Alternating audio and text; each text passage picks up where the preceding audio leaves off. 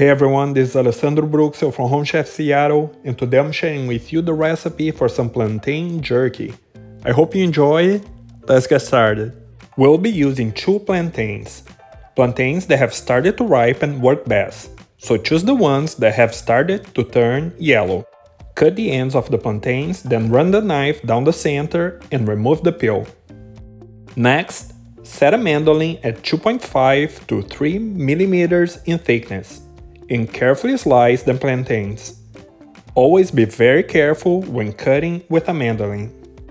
For the marinade, add 1/3 cup of low-sodium soy sauce into a container long enough to accommodate the plantain slices, 1 tablespoon of apple cider vinegar, 2 teaspoons of brown sugar, 1 teaspoon of smoked paprika, half teaspoon of garlic powder, 1/4 to half teaspoon of chili flakes, some fresh ground black pepper, and a few drops of liquid smoke.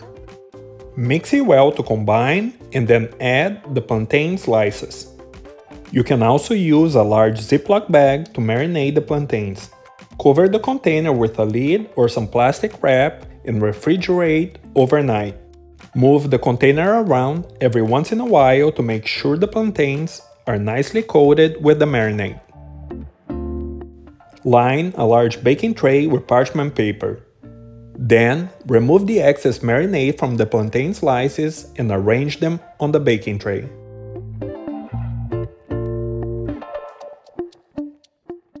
Place it in a preheated oven at 175 Fahrenheit, 79 Celsius to dehydrate between 2 to 2.5 hours.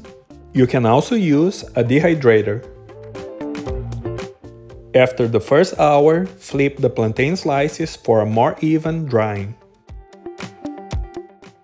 The plantain jerky will be done when completely dry.